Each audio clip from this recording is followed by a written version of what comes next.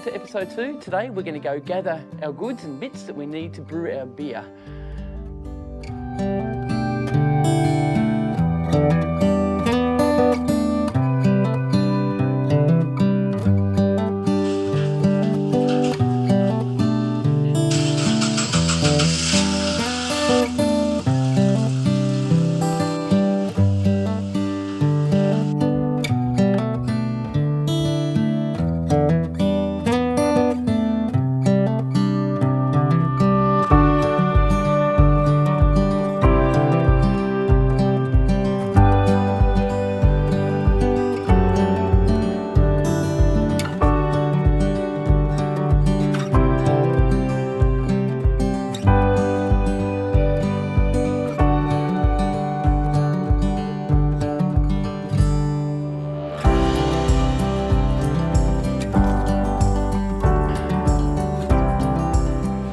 Over here, I reckon, somewhere. I'll see if I can find his brew. Tissues, toilet rolls, guys, make of toilet paper. Gardens, cat food, dog food, insects.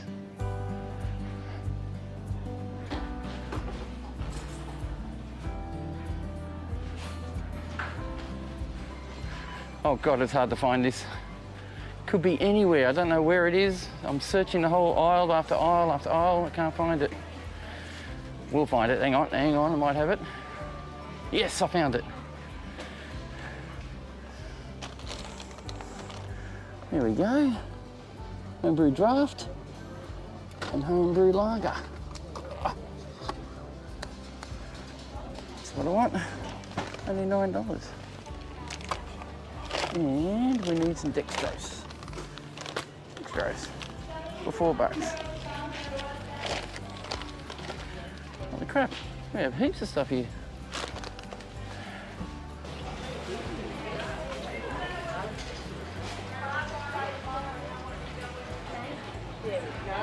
Thanks. No worries. I think theirs is grey. Yeah, grey, and it's really fluffy. So let me know. Yeah, I will. Yeah, yes. But I don't know who else owns a cat. Well, I've got my bits. Let's start brewing. So guys, welcome to my channel once again. This is episode 2, the making of this brew. It is so simple. I have a brew bucket ready to go, and it's nice and clean, sanitized, and I will hopefully give you a bit of an insight on how I do my brewing. What I've got today is what I actually showed you. It's a homebrew lager, and this actually is made in New Zealand by a brewery company in New Zealand. It promises to be a good little brew. Now lager, it says a lager, it has flavours of a lager, but it's not actually really a lager because you're fermenting at about 21, 22 degrees Celsius, so that's fine. It's a first brew, and I think we'll just be happy with what we get out of it anyway. I'm also using dextrose, and these all came from Woolworths, as you saw in my video. So cheap. That lager was $9.11. This dextrose is $4. Now the dextrose was actually dearer than you can buy from a brew shop. I normally buy this about $3.50 for a kilo. That's $4. That's only $13.10. Wow, that is cheap to make a brew with. The rest of it is just water you supply from the tap and time. Okay, let's get stuck into it. This is my fermenter bucket. This is the one I used to use first up. I did have the Cooper's one, but the Cooper's one became contaminated and spoiled a few of my beers, and I had to stop using it. So I had to buy this one. This one's been great ever since, and I've been using it to make whiskey washes and also wine in it. But I haven't used it for a while, so I've had to give it a good scrub and rinse and sanitized it. So it's really clean now and ready to be used for fermenting. So what I have, and my advice to you all is, a funnel is very, very important. Get a funnel. I've spilled a lot of beers, but I won't be using that today because I don't need it. You'll also need your bubbler, which I explained in the first video, that one there. That will be used soon. I'll put some sanitizer in it. I'll pop that aside. I've got a choice between airlocks. I've got this airlock or my different type of airlock. It really doesn't matter what airlock you use, just as long as you keep the outside atmosphere from contaminating your newly made wort. Now, wort is, for a better word, juice, just beer juice, basically. And that beer juice turns into beer when the yeast eats all the sugar. So we've got the two bubblers. I'm going to choose which one we're going to use later. The other part to this, now what I'm doing is actually scooping out of my sanitizer, which is inside my bucket. I need to tip this sanitizer out because I need to use the bucket to dissolve my dextrose. I'll show you in a sec. So I'm just getting it ready. So as I said, coated all the interior of my bucket, all in here, with sanitizer, as well as the lid and anything that's going to touch the wort, so that you don't get any chance of contaminating your beer. So I'll tip this out and we'll pop the lid back in so there's nothing that can get back in there, just to make sure, you know, we minimise the amount of bacteria getting in. And we'll pop that aside for a sec because we need to dissolve our dextrose. This is dextrose. Dextrose is pretty much edible sugar. It's sugar that can turn into alcohol and some flavours that the yeast can eat, and it really will enjoy it. It's a simple way of doing it. You could use dextrose, which I've used a lot of, or you can use DME, dry malt extract, or a multitude of other things. But this is a budget one, so I'm doing it as cheap as possible. 14 bucks for a 23 litre batch of beer. That is cheap enough. We also have our extract. Two things we need to do. We need to boil the kettle twice. We need to boil the kettle to warm up the extract. At the moment it's about 12 degrees Celsius here in my part of the world. It has been raining all day, driving me crazy. What can you do? And this is cold, so it's really thick and you know, thick internally. It's like molasses. So what we'll do now is rip the lid off, reveal the yeast that we're going to use. Sometimes they don't print anything on it, but they have in this one. It says brewing yeast, 5 grams. It's only 5 grams of brewing yeast, not much. Normally it's about 11 grams. We're going to use it. We're going to use everything they provide because you don't want to spend more money. You're trying to do this on a budget. So I'll pop that aside for now. This is our can, and on the can there are a full set of instructions on how to actually brew this beer. So if you're unsure, check out the instructions, read them carefully because they're very accurate and they're very brief. So you'll know. So in the instructions it basically says you need to sterilise everything you're going to use, your stirring stick, your fermenter, anything that's going to touch the wort needs to be sterilised, otherwise you will get contamination in your beer. Then you'll need to dissolve your dextrose as well as mix this into your fermenter for fermenting. So we'll get stuck into that. First thing I'm going to do, pop the kettle on. I'll put about 2 litres of water in it, boil it, put it into a bucket. You can put it in your sink or wherever you like, but I'll put it into a bucket or container that will hold the heat for a little while, and throw my extract in there. I'll be back. So the kettle's boiled, I've been sipping on my beer, and now I'm about to show you what I'm about to do next. So with these, when you heat them up, they become more fluid. They get thinner and pour better. You don't always have to do this. If you live in an environment where your beer or your heat, it's 20 degrees, 30 degrees Celsius all the time, you won't have to heat it up. It'll be fine. You can just pour it in. It's absolutely fine. But if you live in a colder climate or you're in the middle of winter and it's fairly cold in your winter area, best thing to do is to heat it up. So what I'll do is I'll just pour the hot water over the top of this, but just to get the heat through it, and it will work quite well.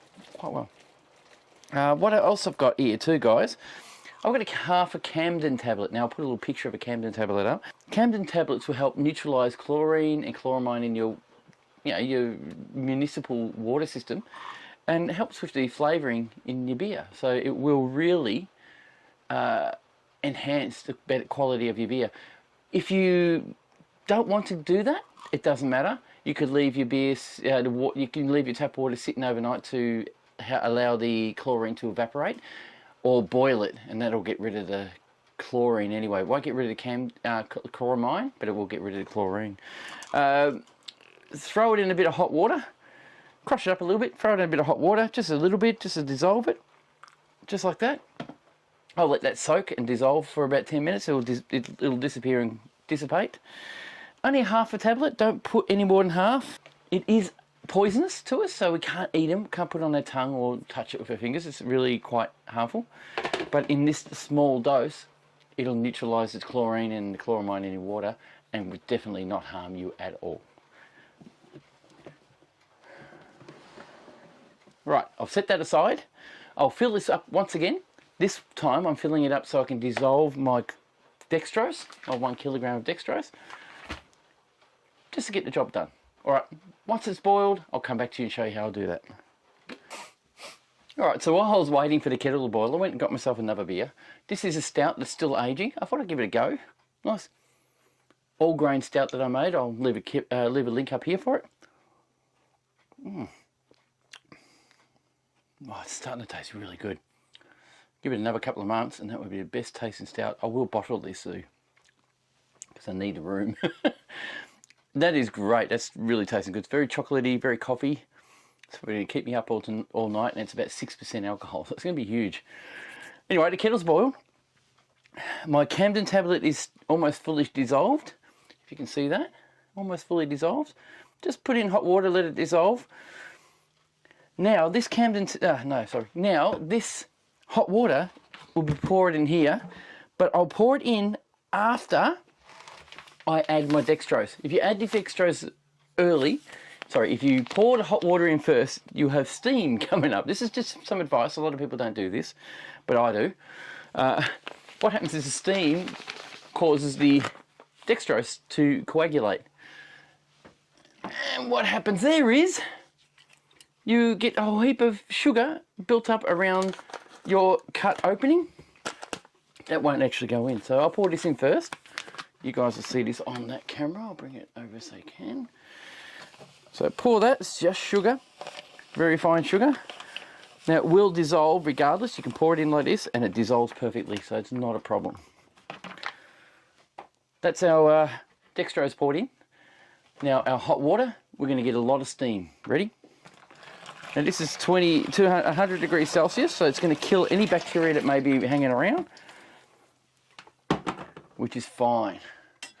I cleaned my spoon and I sanitized it, so that's a sanitizer and clean spoon. So all I'm going to do now is just quickly stir that in. This is the quick part of it all. This is how quickly it is to make a home brew.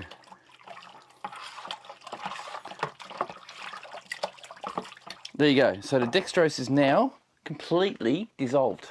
Gone. You can't even see it. I'll pop the lid back on so we don't get any bacteria in there, even though it doesn't matter at the moment. I've been soaking my can of extract for about 15 minutes now. All I have to do now is take the extract out, grab a can opener. In the old days, there used to be a big indent here. You couldn't open it up from the top, you'd have to do it from the bottom. These days, straight from the top. Now, I used to have an electric can opener, which I bought from the supermarket. A while back, somebody asked me in the comments, where did I get my electric can opener from? No, I just got it from a supermarket. It's quite easy. It's regularly available for anyone to grab. It cost me about $10 and it used AA batteries. It was slow, so I stopped using it. This is much more convenient to use. And another bit of advice I would like to tell you guys, and straight up, is sanitizer in a spray bottle. Make sure you have one. It is so vital that you keep everything sanitized. My can opener is going to touch a warm, not very hot extract, and I don't want to risk getting bacteria off this into my extract. So I'll give this a good flush with sanitizer, just so it will reduce the chance of getting external bacteria in it. So I'll open it up, just like this. So the Camden tablet is dissolved, and what you really need to do is put the Camden tablet in your water and let it do its job before you start brewing. I've been doing it without doing that, and it's been working like a charm. I've been getting really good flavours in my beers, and it works really well. If you have pretty poor town water, use spring water. Use spring water from the shop. Get a couple of 10-litre bottles, pour it in, it's much better. You need 23 litres, get 3 if you want. It is more expensive to do it that way though. So this is brewing on a budget. This is how we're going to do it this way. Camden tablet can be cheap, but a packet has lasted me nearly 2 years now, so it's quite long term. It's quite cheap, so $3 a pack. All right, our extract has been opened. I'll show you guys up here. Look at this. Oh, nice. Look at that. That is just beautiful. It smells awesome. It smells awesome. I'm going to pour it into my hot water so we can dissolve it. And the spoon will help me scoop it all out. Remember, this is a concentrate, so it's actually going to be really, really rich. And that's why you can smell it. Wish we had smell-o-vision. You guys could smell this, you'd be absolutely in awe.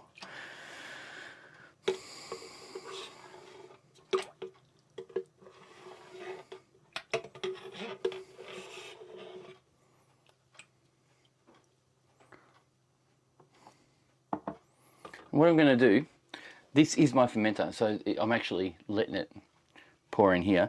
What I'll do is I'll fill up the fermenter using my tin. That'll rinse all that goodness out of there and get every bit that you want. So I'll do that now. We need to make sure that the extract is dissolved as good as you can anyway. It will dissolve anyway, but we need to try hard. Now the smell I'm getting is fruity, so you can really smell the, they must have put some hops in there. You can smell the malt, very, very strong. I can't actually smell much in hops, but it is mild hop.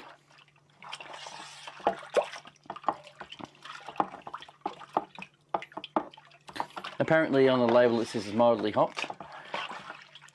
Like I said, like I said before, this has been brewed by a company in New Zealand, and I find that I watch a lot of New Zealand brewers, and they seem to really know what they're doing. They have some of the such amazing hops out there. I really, really would like to try some someday, and it'd be good. I'm sure I've had some already, but I would like to try more and get right into it a bit more with the all grain brewing that I'm starting to do. So what I'll do is I'll fill this fermenter up to 23 litres, and once I'm done, I'll get back to you. I'll speed this bit up.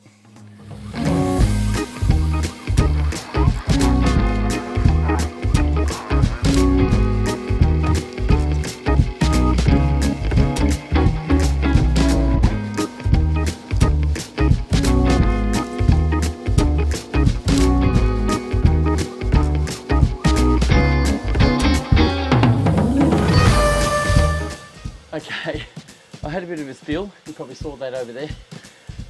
The label slipped, my thumb slipped off and the whole thing went flying, so what are you going to do?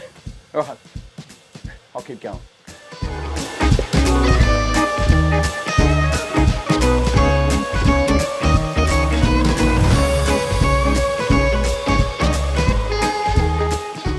Alright, we're at 23 litres. I'll take a photo of that and show you where the marker is. My can is fairly clean, as you can tell. So that's done. Now I've blackened off my thing so I can actually see the water level. And I don't know if you can tell from that photo if you realise it's at 22 degrees Celsius at the moment. It's around about there. Give it a good stir. 20 degrees Celsius is not bad. It's basically around about the temperature they would like it to be at. I'll just pop the lid on for a minute so I can get a gravity reading. I'm going to take out some wort now and just check the gravity. So as a rule, you really wouldn't dip this in. I'm going to, but I'm going to put sanitizer all over it so it doesn't contaminate my beer. So what I'm doing is just spraying it inside and out, making sure it has full sanitisation right through the whole thing. What I need to do is take a sample of my wort to find out how much sugar's left in it. And the only way to do that is to extract it as it is. It's been stirred through. You've sanitised, you kept it clean. You want the yeast to be the only organism in your beer, so you can actually control the flavours. If you end up getting, you know, something in there that's not planned, you're going to get some weird flavours and probably get sick. All right, this is fully sanitised. I'm going to throw it in and get myself a sample.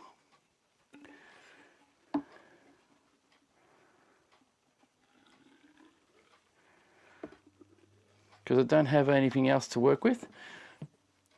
Now this sample here, my friends, don't throw back in. Leave it out. It's pretty much done. This is your Cooper's gravity reader, hydrometer. And what I want to do is just get myself a sugar sample, or find out how much sugar's in it so I can determine how much alcohol it's going to make and when it's finished fermenting. So sometimes you need to give it a spin just to get the air bubbles out so we can get a true reading. Now, like I said, the Cooper's ones aren't overly accurate, but we're looking at a gravity reading around about, okay, we'll call that 10.032 original gravity, or starting gravity. Right, now we can pitch our yeast. It is 22 degrees Celsius and the yeast will be fine to be pitched at that temperature. We are using, like I said, the original yeast. Like I've always said, always sanitize everything. You just never know. It's not a big deal to not do it, but it's always better to be completely and utterly cautious. I sanitize my scissors and my yeast packet and cut it open. Sometimes I like to sniff it because it's not going to hurt. It's very yeasty. I'm now going to pitch it. I would like to show you how I do that too. There's a lot of different ways of pitching yeast, getting yeast, or getting it worked. You can use yeast starters, whatever you like. But you can just sprinkle it over the top, just like that.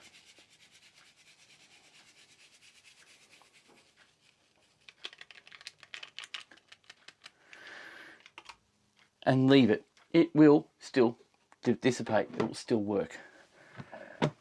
Seal the lid nicely all the way around. Now you could stir it. I don't, but you can stir it. Air it out a bit more. You can vigorously stir it a bit, get a lot more air in it so it's more oxygen, because yeast likes oxygen. The sanitizer I used is no rinse sanitizer. It's a Stalasan that I use. Yeast thrives on it. They eat it. They really do thrive. It's like a nutrient for yeast. So don't worry about leaving it in there. It works. You can tip it all out, leave the foam, it'll be fine. You won't even notice it in your beer. So there's two more things you need to do. You need to add your airlock, which I'll use this airlock today. And with the airlock, I just want to add a bit of sanitizer in the airlock. You can put water or alcohol in there. I just use sanitizer, it doesn't hurt. And if anything goes in, it will be sanitized before it reaches the beer anyway. Now I'm going to just taste this. Yeah. It's not overly sweet. It's bitter. It's got a fair bit of bitterness to it. It's supposedly a lager.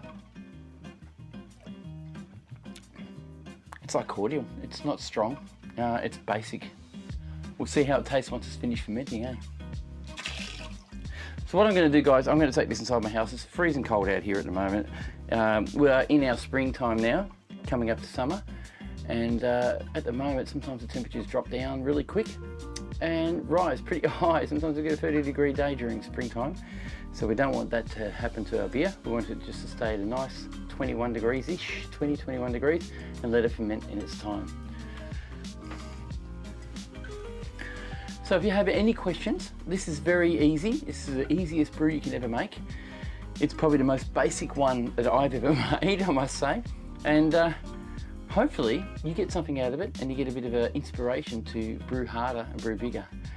So thank you guys, thanks for watching. I hope this is educational. I hope you got something out of it. It is a very basic beer and very easy to make, and it'll give you a bit of something to drink and enjoy during the summertime. Also, if you want to see the rest of these episodes, don't forget to subscribe if you can. and give me a thumbs up. Let me know you like it. And if you have any questions, don't hesitate to ask in the comments or give me an email. It's all right. All right, guys, thank you very much. We'll catch you in the next one. See you soon. Bye. All right, guys, welcome to episode 2. This is a gathering already. I always do the R. Yeah, try again. All right, welcome to episode. Hi, guys, welcome to episode 2. My name's Pierre, and this is Fiddle Over. It's not good either. Hi, guys, welcome to episode 2. Today we're going to go gather our goods and bits that we need to brew our beer. So we'll see you on the other side.